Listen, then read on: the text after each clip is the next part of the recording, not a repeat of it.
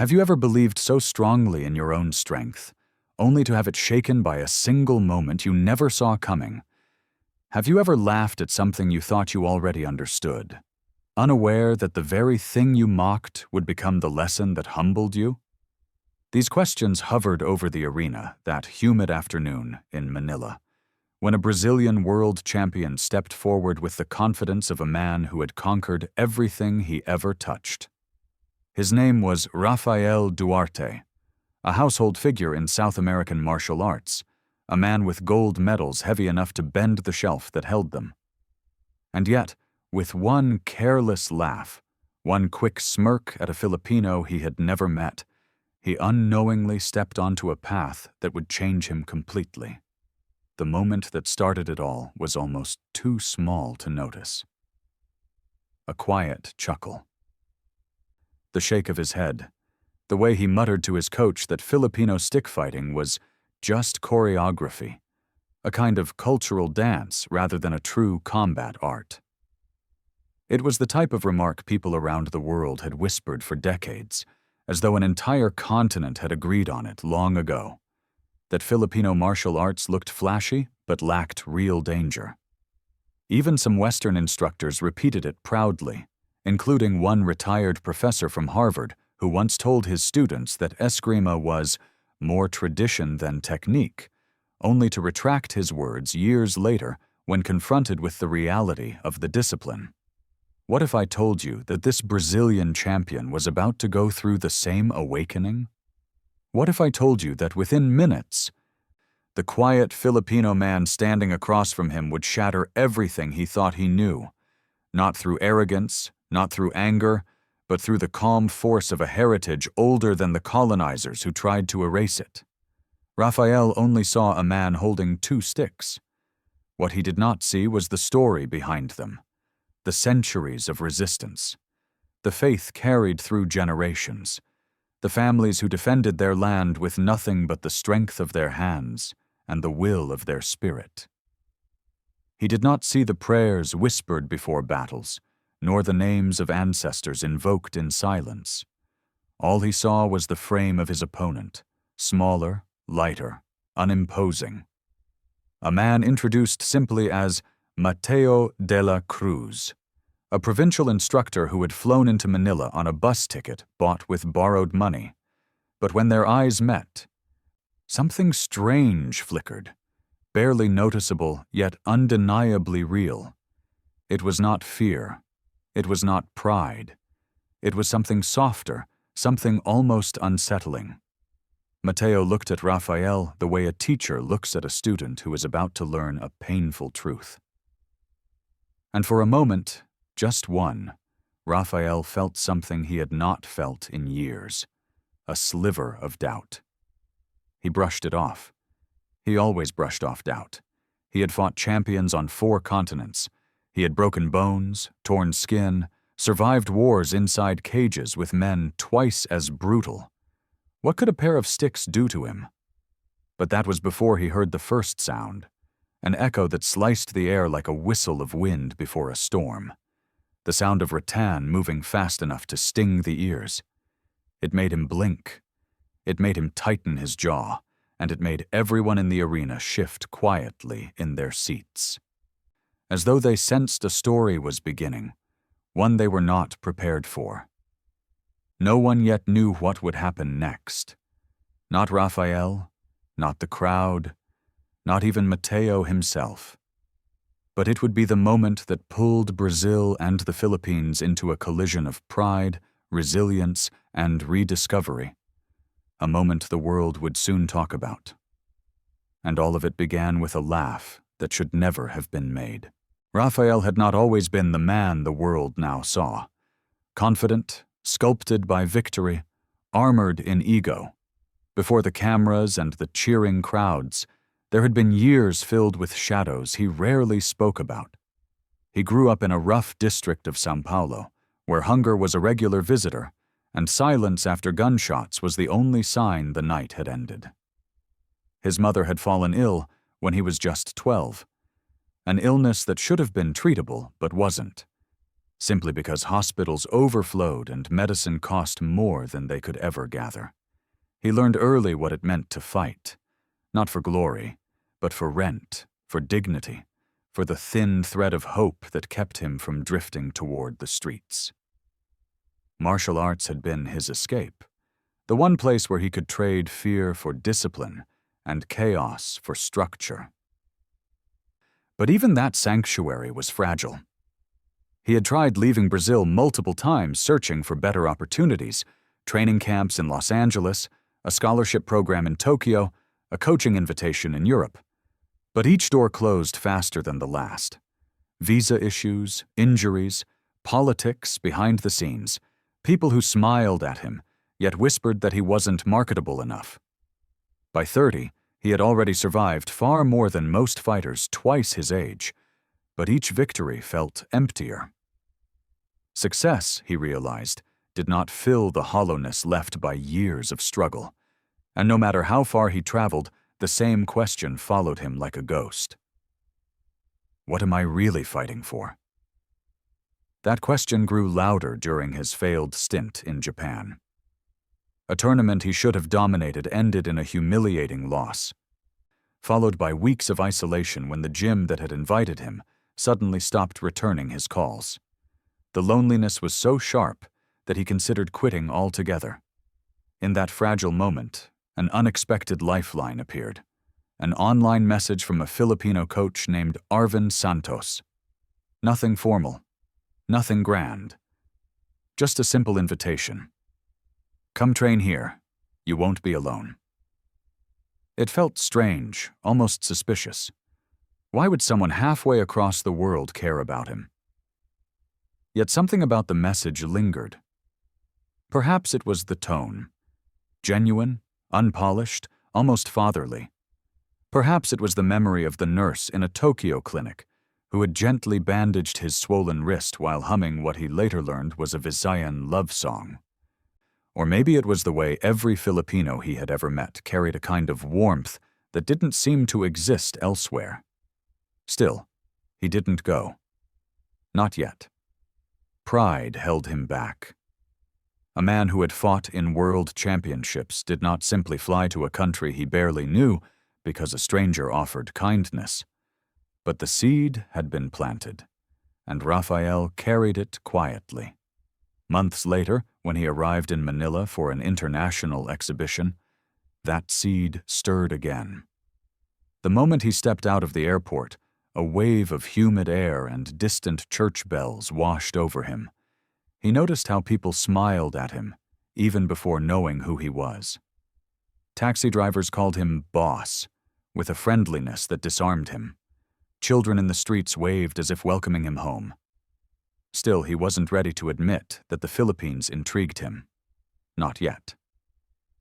The old skepticism remained, and when he first saw Eskrima practitioners warming up backstage with their rattan sticks, something in him reacted with disbelief, maybe even superiority. Was this really the martial art he had heard so much about? He had no idea that the same system he dismissed so easily would soon dismantle everything he thought he understood. Not just about combat, but about strength, humility, and the quiet power of a people who had survived centuries without losing their gentleness.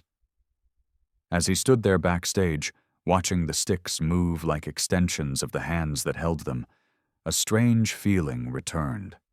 Soft, persistent, impossible to ignore. A feeling that whispered the question he had tried so hard to escape. Could the Philippines truly be the turning point he never allowed himself to believe in? Rafael did not plan on stepping into the training hall that morning. He had woken up restless, the Manila sun pressing through the thin hotel curtains, as if insisting he face something he had been avoiding for years.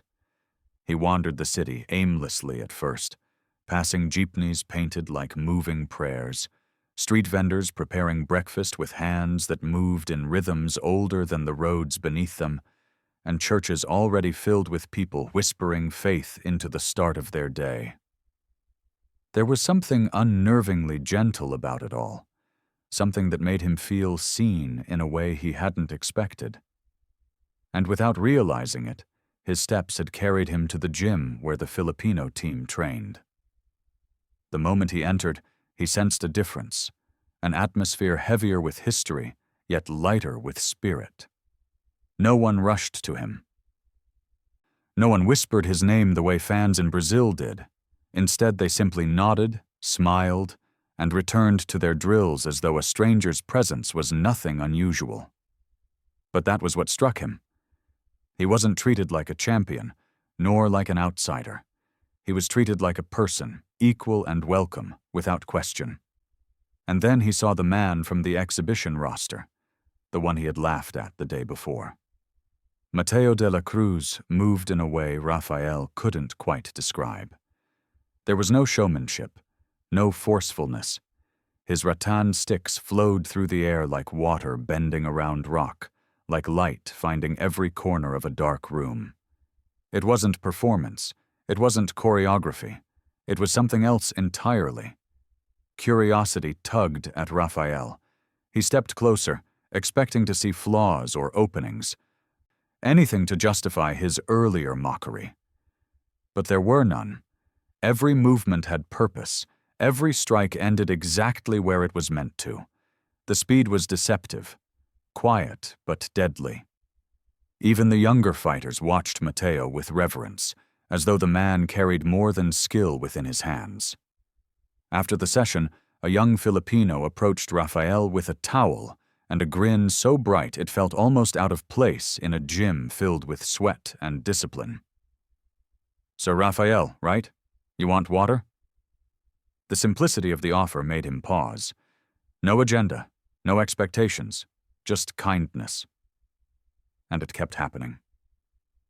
Another fighter offered him a seat. Someone else shared their food, despite barely having enough for themselves. A coach placed a hand on his shoulder and told him, "Here, your family, even if you are only visiting." It was disarming in a way that pierced deeper than any punch he had ever taken. These people didn't know his struggles, his loneliness, or the heaviness he carried, but they welcomed him anyway. That afternoon, Mateo approached him for the first time.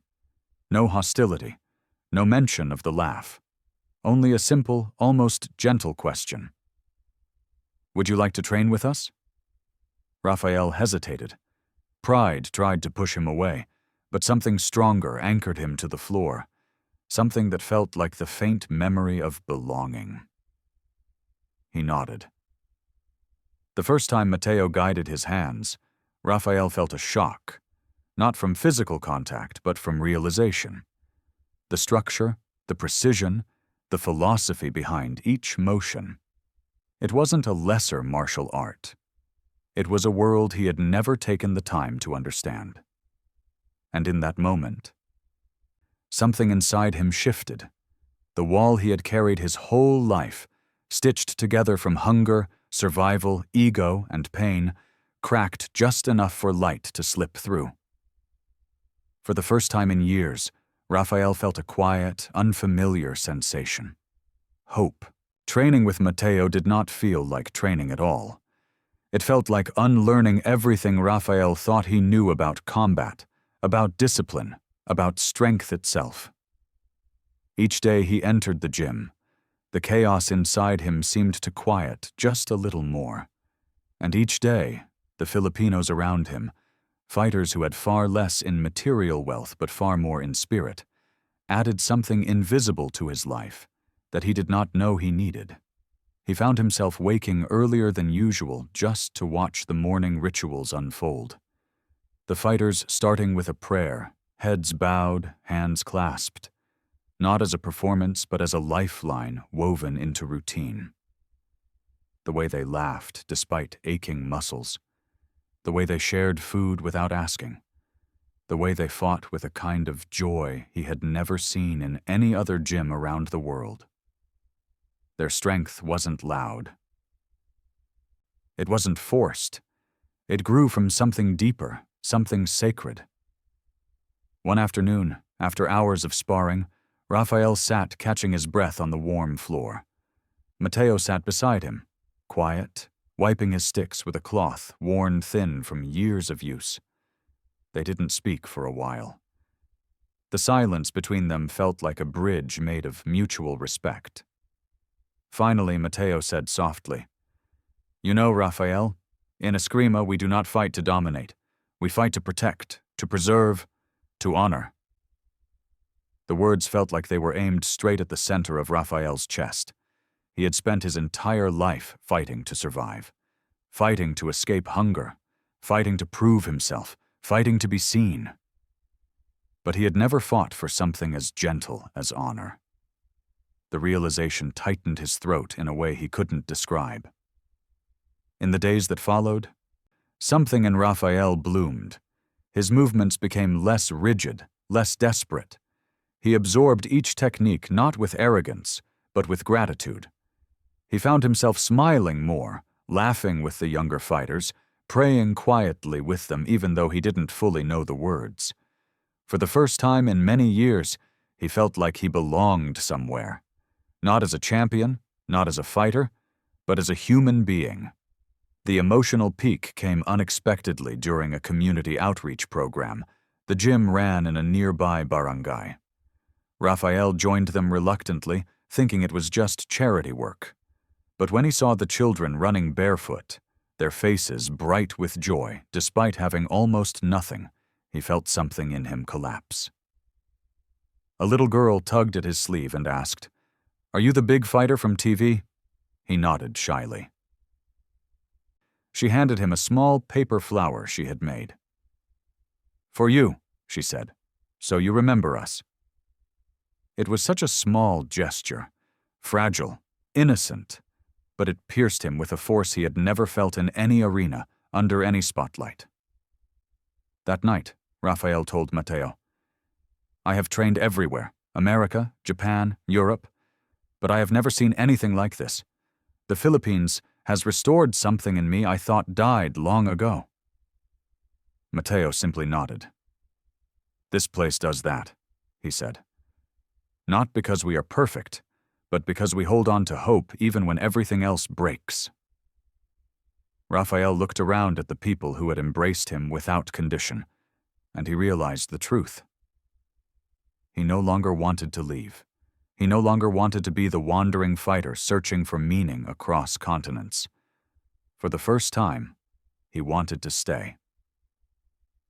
For the first time, he wanted to belong. Rafael stood in the center of the gym on his final evening there, though nothing about it felt like an ending. The lights were dim, the air thick with the scent of sweat and rattan, and the sound of distant motorcycles weaving through Manila's night echoed softly through the open windows. Around him were the same faces that had welcomed him without question, people who had shown him a kind of humanity he had spent years convincing himself didn't exist anymore. And as he looked at them, a realization settled into him with gentle certainty. The Philippines had not just taught him a new martial art. It had rebuilt him. Weeks had passed since he first mocked Filipino stickfighting. Now he couldn't believe the man he had been, so sure of himself, so blind to the depth of what he didn't understand. He thought about the children from the outreach program, about the handwritten paper flower he kept folded in his pocket. He thought about the morning prayers, the laughter shared over simple meals, the kindness that kept showing up in the smallest moments. None of these things were techniques or trophies, yet they were the things that had shifted him the most. Mateo approached him quietly, as he always did, holding the same pair of rattan sticks he had used on the first day. "These are for you," he said, placing them gently into Rafael's hands. "Not as weapons, as reminders."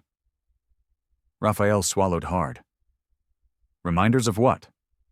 Mateo smiled in that familiar, peaceful way. "That strength is not loud. It is steady, and it is shared." The words struck him deeper than any punch, any kick, any blow he had taken in a ring. He realized then that the Philippines had given him something no championship belt ever had, the feeling of being part of something larger than himself, the feeling of being held, even in moments he didn't admit he was breaking. He took a slow breath. "Mateo, you saved me." "No," the Filipino replied softly. "You healed because you allowed yourself to see who you truly are. We only gave you space to do it." As the night wrapped gently around the gym, Rafael saw everything with a clarity he had never known. His life had always been about survival, about clawing his way upward through fear and hunger and loneliness. But here, in this country he once underestimated, he found something much rarer than victory: peace. And he understood something else, something profound. The Philippines was more than a place. It was a testament. A living proof that resilience could be soft, that faith could be loud without shouting, that compassion could exist even in a world that seemed to be forgetting it.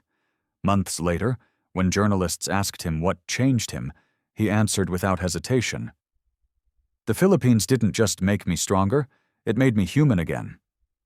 And when they pressed him for details about the match, the one they all expected to hear, the clash between a Brazilian champion and a humble Filipino master, he simply smiled and said, "What happened that day wasn't a fight.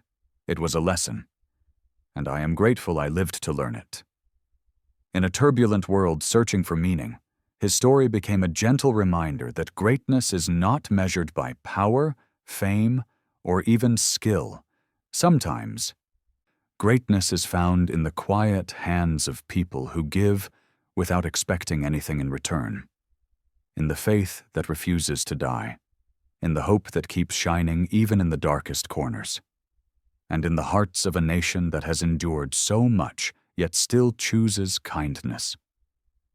To every Filipino who made him feel at home, he carried one message: "You showed me what strength really is. You showed me humanity." And to the world, his journey whispered a truth that could no longer be ignored. If you want to understand courage, resilience, faith, and heart, look to the Philippines.